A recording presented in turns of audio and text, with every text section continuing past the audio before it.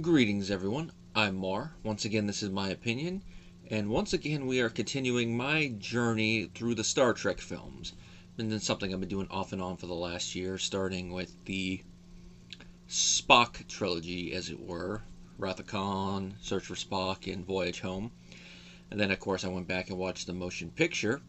And now we're coming to Voyage Home's follow-up, the film helmed by William Shatner, Star Trek V, The Final Frontier. Now, before I watched these films, it always kind of struck me a little weird that they went with The Final Frontier as the subtitle, because, taken from the opening monologue, Space! The Final Frontier. But having watched it, I can't really think of another subtitle they could have used here that would have come off as anything other than ego-stroking. Because the end part of the film is a little ego-stroking, but we'll get there when I'm talking about the plot. And having watched this film, I can definitely say I see why a lot of hardcore Star Trek fans, or even casual Star Trek fans, don't really like this one that much. I know the joke is that the even number ones are the good films and the odd number ones are bad. But having watched the motion picture and Search for Spock, I'd say in those cases it's not that true. Like, Search for Spock is still pretty good. It's just thrown in because it's an odd number one. In motion picture, if you go in there with the mindset it's essentially just a big budgeted version of an episode, it's fun. This one, it's a little harder to enjoy for the same reason. It does feel like with part one that it's a big budgeted episode of the series, but with how late in the film series it comes, and on the heels of 3 excellent films, it's hard to enjoy it with that same mindset. And another reason for that is that the feel and look of the film is vastly different. Now, part of that is chalked up to the fact that Industrial Light and Magic, who handled the visual effects for the previous 2 films, could not help this time. And that was due to the fact that a lot of their great in-house technicians were working on 2 other films that released in 1989, my birth year, Ghostbusters 2 and Indiana Jones and the Last Crusade. Which explains why those films look excellent from a visual effects standpoint. Now, because of that, they had to go elsewhere, especially since they were working with a $33 million budget, and they went with associates in Farron. And while the visual effects do look decent, the level for the previous films was up here, and then for this film, they're like around here. There's a noticeable drop in quality. And then, of course, that also goes with the other effects, not just the visual ones. Some of the makeup definitely looks a step down. Then part of it's a little weird for Star Trek. I'm looking at you, Cat Lady with 3. And just other parts about it, like this is a little step down. You can tell they're trying to work with the budget. And that's part of the reason why I don't 100% blame William Shatner for what went on here. But considering the nature of the plot and God being involved in the whole thing in the end, I could see why a lot of my fellow Star Trek fans do the William Shatner versus God jokes with it. Although it does not go to the same level as, say, when Vincent Kennedy McMahon booked himself and his son Shane against Shawn Michaels and God. In the whole McMahonism. That's a whole other level of ego stroking. But that's Vince McMahon for you. Now, the film begins sometime after the previous film. The crew of the Enterprise-A are enjoying shore leave. We see Kirk, Spock, and McCoy are enjoying themselves at Yosemite National Park. Kirk is, doing what you would expect him to do when he's hanging out. Even when he's relaxing, he's still having a little bit of adventure because he's climbing El Capitan, I believe it is. McCoy is all like having a heart attack watching, like, oh, don't fall. And of course, Spock is being logical. He's using a bit of technology we haven't seen before, and I don't think we see again, and that's the rocket boots. It comes off as a little cartoony for Star Trek, but think about it. With the levels of technology we've seen, are you going to sit there and tell me someone would not invent rocket boots? I don't think so. And Spock strikes me as somebody that would use it, especially just to watch Kirk, and just in case he did slip and fall, be like, I have your back, Captain. The rest of the crew are also doing their own thing. Now, their shore leave is interrupted by a message from the Federation that they gotta go to a planet to rescue delegates from the Klingon, Romulan, and of course one of their own. And as a quick aside, the actor playing the human delegate is David Warner of TMNT 2 fame. course, he would, in the following film, go on to play the Chancellor, so he stayed with the franchise. And on TNG, he also played a Cardassian in one episode, so him staying with the Star Trek franchise, nice to see that. Nice to see that they reused him again. Of course, next movie we're also going to have two actors who are reused in later Star Trek I'll have to bring up, but they're a little bit more directly important to the plot in that one. Now, these three have been taken hostage by a Vulcan named Sybok, which I do like Sybok as a character from how he's presented, because it's an interesting contrast to Spock, because Spock was seen as the typical Vulcan, where he's not emotionless, he's just reserved and uses his emotions sparingly. Like, probably my favorite moment where we actually get to see his true emotion is in the episode involving Pon farr, where when he sees that he didn't kill Kirk, he's like, Jim, before catching himself, like, what? It's just because, the whole history of Vulcans wanting to control their emotions due to how destructive they were in their past, which in the big lore Star Trek ties into their relationship with humanity, and how in the early days when they were working together, it was why they could work with them, because, they knew how humans would work mentally, but is also why they would distrust them a bit, because it's like, they might not be the best to go out into space without too much tempering. But of course, it's also why I think from a genetic level, why out of all the hybrids, the humans and Vulcans seem to be the ones that mesh the best together, because the hybrid seems to get the best deal out of the bunch. I mean, just look at Spock. Depending how you look at it, he probably has the best or worst control of his emotions. I'd say probably a bit best because of his human half. It's kind of like in Dragon Ball how hybrid Saiyans, especially Gohan, seem to get the best out of both worlds.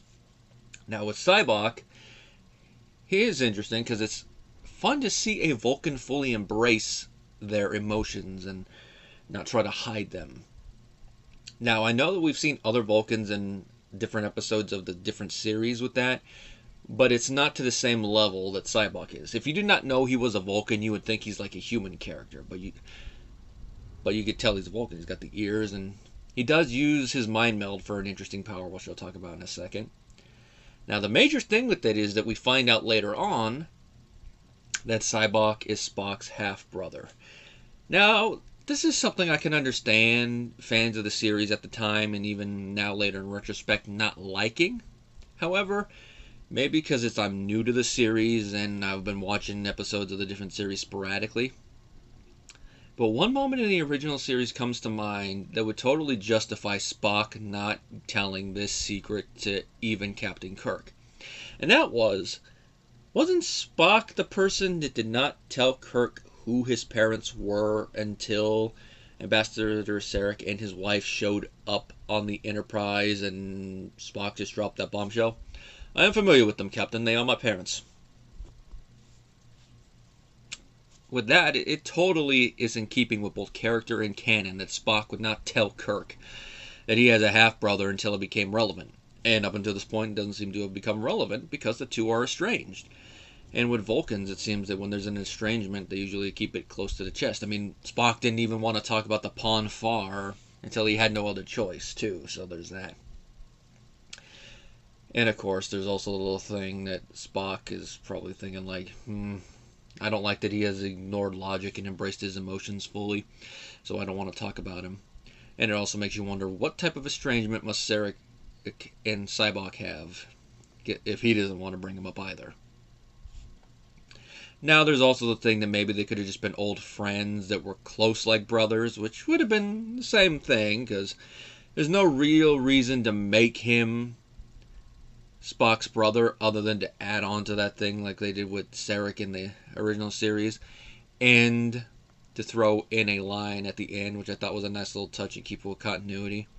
And that is later on when, this is a minor spoiler, but Sybok does die by the end of the film, where Spock is like mentioning, he doesn't know how to feel because he lost a brother, and then Kirk brings up he had lost one too. And McCoy's like, wait a minute, you don't have one. And then it's made obvious through editing and the acting that he's referring to Spock, that they're as close as brothers. Which, if you look at that death scene in Wrath of Khan, that definitely feels like two friends that view themselves like siblings. But of course, the writers decided to go with Sybok and Spock being siblings, and so it's in canon that Spock has a half-brother. The weird thing is that they made Sybok's mother a Vulcan princess, and that's the closest we find out about it in official stuff. I'm sure in the apocryphal stuff there's an explanation about it, but I haven't read a lot of the Star Trek novels, so I don't know about a lot of that. But that's all they say in here. Now, Sybok, how he uses his mind meld to subvert someone's pain and take it away, it's a nice little thing, especially for a Vulcan that, to steal a line from Blues Brothers, is on a mission from God. Now, Kirk being the one to want to turn away from it makes sense, because as he puts it in the film, my pain is what makes me who we are. It makes everybody who they are. I'm not going to give it away. Now, McCoy dealing with his, when Sybok mind melds with him, nice little thing that him as a doctor, he had to deal with his dad. Nice little thing there. The whole euthanasia of somebody that has a terminal disease that can't be cured. It is something we're dealing with now, and in the future I can still see them dealing with it if it's a disease that they still don't have a cure for, or something from out in space.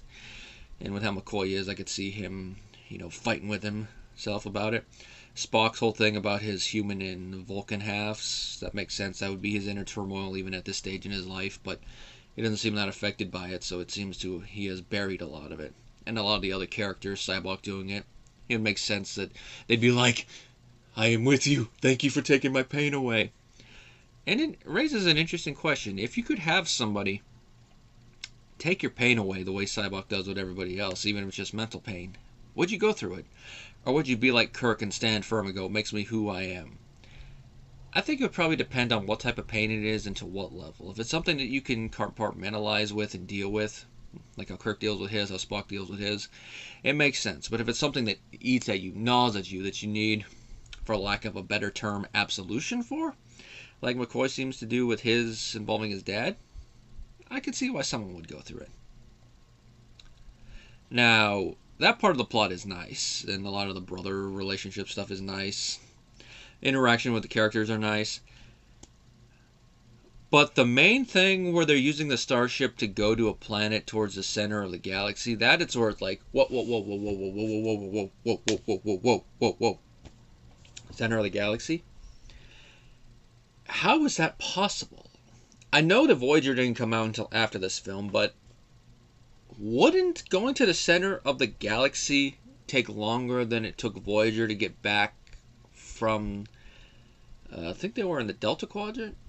Yeah, they were in the Delta Quadrant. Wouldn't it take longer? And it just seems like they got there in no time at all. I think in a later apocryphal thing they mentioned that it wasn't at the center of the universe, and then the whole thing about them going through this weird barrier thing is like, oh my god. And then of course they get to a being with supernatural powers that claims to be God. Not the first time in Star Trek we'd have beings with supernatural powers or powers that seem like magic. I mean, we have the Q, we have a bunch of other creatures from the original series, and then there'd be ones afterwards. But this one taking the form of God, you can tell right away it's not going to be God. And he's just telling people what they want to hear. And then, of course, them blowing it up with a proton torpedo. That's where we get the whole thing of William Shatner versus God. The whole ego-stroking joke I made earlier. But it does allow Kirk to say one line that will live on forever that sums up this whole part of the film. What does God need with a starship? Very valid question. Why would God need a starship? Unless it's God like in Futurama. Maybe you're not God. Maybe you're the remnants of something that collided with God. That too is also a possibility. And then, of course, there's some of the unnecessary comedy, like Scotty running into a piece of the Enterprise and knocking himself out, like, blah, blah, blah. And then, of course, there is the infamous Uhura dance scene. And to add on to this, they overdubbed her vocals, even though she is a trained singer that we've seen sing before, like in that one moment in the original series in Charlie X. Now, the part that I can understand people not liking is the fact that she's undressed doing the dance with the feathers. But that seems to be something that if you were at a certain age when this film came out, you might enjoy it. But it's one of those things that I'm looking at and go, that's a little unnecessary at this point for the cast. But I could see why they threw it in there. It's like, we're going to need a distraction, boys. Uhura. Feel like doing a little song and dance number? Alright. Of course, them doing the overdub was very unnecessary in the whole scheme of things. Of course, when you put it on with everything else, I could understand why people pile all kinds of stuff on this film. And of course, other than Kirk, Spock, and McCoy, the rest of the cast seemed to be underutilized in there. I mean, Sulu is essentially just a driver, who are just there for that scene. Scotty just has a couple moments, and one of them is that one bit of comic relief where he bumps his head. And most of the film, they go being controlled by Sybok, which is kind of a disappointment. And to add on to this, this is the last film with the original cast in the original film series that all the main ones are together on the Enterprise, because in the next film, Sulu is the captain of the Excelsior, so he's off by himself, even though he does help in the plot. So that's another little bit of disappointment, that the last full adventure of the main crew of the Starship Enterprise is this film. Now, the score is still pretty good, and I'll say it was nice to get both the main theme that would become the theme for TNG, along with bits from the original show in the same film. And even though I didn't grow up with the show, just watching the moments where they'd have the, dun dun dun dun dun dun dun part playing in there, I'm like, oh, that's nice. The only thing that would have been a little bit better is if they had done like a more modern version of the main theme from the original show thrown in there every now and then, like in the credits. But who knows, maybe there's one later in the credits. I didn't watch the whole credits. But it was nice to hear that classic Goldsmith theme again. And part of that is because Goldsmith composed the score for the film. Nice in there. Now, even though the special effects are stepped down, the cinematography by Andrew Lacizo is still pretty decent. You can definitely tell there's still some money behind it, but the budget is a little bit hampered. And part of it might be Shatner is not as good of a director as Nimoy, but he does what he can. He still gets good, okay performances out of the cast. It's just he needed a better script, I feel.